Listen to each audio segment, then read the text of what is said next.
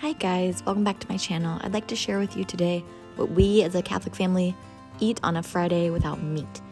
I'm packing my husband's lunch. I packed him some salmon, some hard-boiled eggs, a fresh salad that has sprouts and some tomatoes, and just some things I can think of for him to eat that don't include red meat,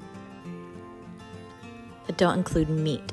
So I also pack him ramen. He loves his pasta. He has this cool bowl, you just microwave it. So I pack that away. I also give him some bananas and usually a couple of oranges. I also do not forget his salad dressing every time, but it is something I forget commonly. I also try to pack him a few good drinks. Here's a Waterloo and just a regular root beer. And then I set that aside and I get to work on making breakfast for my kiddos after he is all set because he has to leave early. So I do that first and then I fix my kids' breakfast. Don't worry, the oven wasn't on when Owen was putting his little musical instrument up there. They just found that as mine as a little girl. So they've really taken interest in it. I make my coffee with pour over method simply because I had an electric coffee maker and I had an issue with some bugs getting in there and it happened too many times, so I stopped. So this morning I'm making an apple and cranberry Dutch baby. It's kind of like a giant pancake, but it's super quick. I don't have to stand over the stove and flip pancakes the whole time. You do a few tablespoons of butter in your cast iron dish and stick that in the oven to melt. In the meantime, you're gonna mix together the pancake-like ingredients. I do an egg, 3 eggs, some milk, and I'm just kind of roughing it here. I do 3/4 a cup of milk, mix that together real well, and add maybe some vanilla and some cinnamon, whatever spices you enjoy. Also add a pinch of salt to just about everything.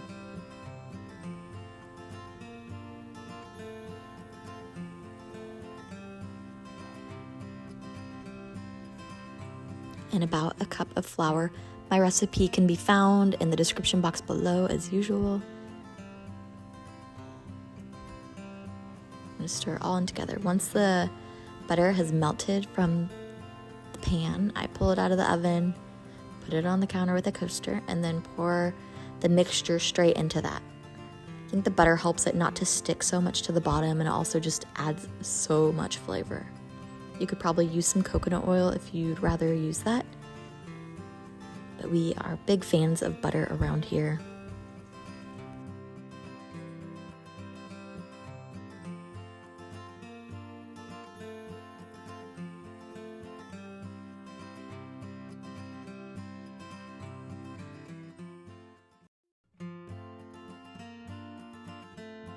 And in the meantime, I work on fixing my coffee still. Somehow, almost every time I go to sit down to drink my coffee, it is cold. But at this moment, it's piping hot and it looks so good while I work on making the kids' breakfast. Well, the Dutch baby is in the oven. I'm gonna cut up some apples, take the core out and peel them.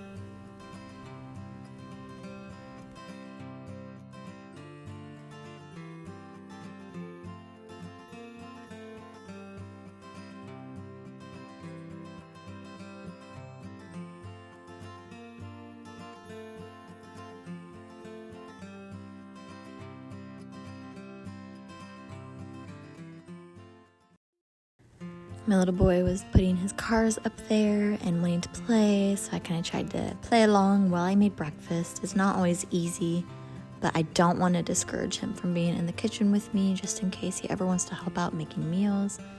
I feel like the best way to discourage him is to tell him to go out, go do something else. But luckily he has 3 older sisters he can play with, and most of the time he usually does play with them. Once the apples are chopped, I'll put them on the stove about medium heat with a big chunk of butter melted down. I added cranberries this time, as I said before, and then I do end up adding a little bit of brown sugar, but wait till the end to add that if you do the same. You could also use honey or any other substitute sweetener if you'd like, or just leave it the way it is with the cinnamon and the vanilla. So bring that to a simmer until the apples are softened.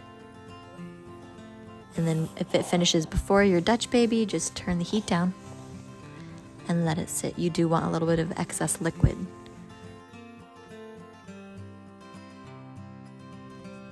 Once the Dutch baby is done, I'll just pull it out of the oven and put it on the counter. It's fun to watch it sink down a little bit. It doesn't stay that fluffy the whole time. So you just pour the hot apple mixture on top of it and it'll all mix together and just be so good. You do not have to use apples or cranberries. You can change it up every time if you'd like. I love recipes that you can just use what you have.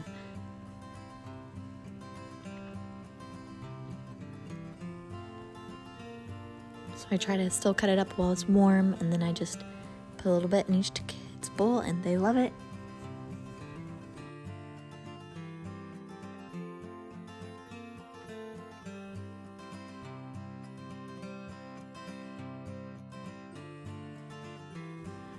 For lunch, I'm making tuna salad sandwiches. It's so simple, just tuna, salt, celery, mayonnaise, mustard, a little bit of relish.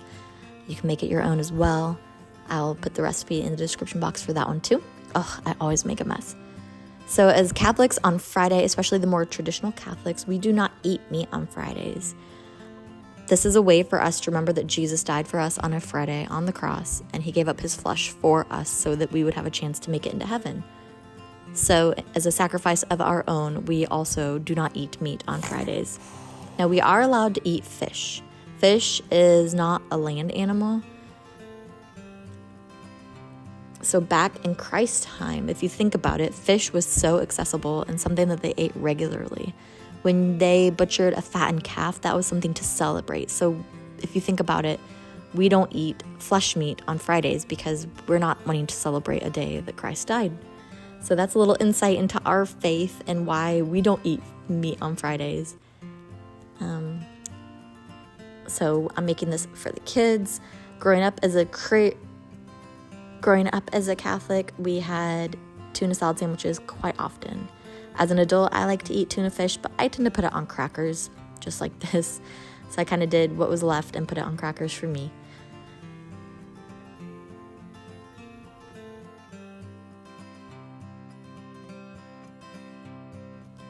I also went ahead and fixed the kids some boiled eggs. They're actually enjoying eggs right now, so I'm going to embrace it and fix those for them as often as they will eat them. And that's such good protein. My mom used to chop up the eggs and put them into the tuna salad, and I would, but it takes a lot of time for me to dice them. I don't have one of those fancy dicers. And of course, here's my boy again, helping out in the kitchen. He wanted to play with his trains.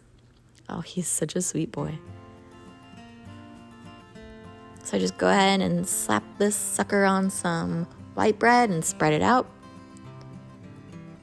Each of the kids get a full sandwich except for the younger two. I go ahead and make them split a sandwich, and if they want more, they can have more, but it's just easier this way. And I do want them to enjoy their lunch. They really do like the tuna salad, but I went ahead and gave them something else with their lunch.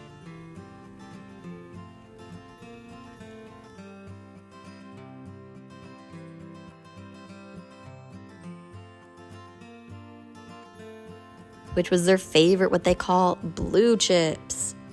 You know, the ranch chips. So they really enjoy that. The girls took to liking putting the chips on the sandwich, which I used to do as a little girl too. It just makes for an extra good crunch. So there is lunch for 4 of my kiddos. Maristella is still eating purees. So now it's time to start dinner. It's 5:30, and I'm going to make some spiral zucchini. It's kind of a pasta substitute. I'm trying to get away from eating so much pasta, and this is a good way to make a fun meal for the kids to like. You can get one of these neat spiralers, probably at Amazon or Walmart, but this one was probably about $10. You just stick it in there and twist it. When it gets too small to twist, you can go ahead and shove a fork in there. I think it might have come with a part, but I surely do not have it anymore. So I just put a fork in, and you can keep turning it. I add butter, garlic salt, and lemon to this dish. And then you just kind of saute it until it's tender. You don't want it mushy, but just with a slight crisp to it. You can do it as you wish. So I probably squeeze a whole lemon onto it. And maybe 2 tablespoons of butter. And let's go ahead and be realistic. My kids aren't just gonna eat zucchini and tuna. So I go ahead and throw together some fish sticks. My husband loves fish sticks, the kids love fish sticks. I am not a big fan of fish sticks, but I'll eat a couple. I used to think fish sticks were chicken shaped like fish, and I could not understand how it looked like a fish. Finally, my mom broke the news to me that no, it's fish. So if you'll notice a theme in all of our foods, they're all very, very affordable, especially with our large family. We have to really look at the price of things. The most expensive thing was probably my husband's tuna, and that is very much a splurge item. He doesn't eat it every Friday, but I do like to treat him to it. When I go to the grocery store and see it, I'll go ahead and grab him a pack.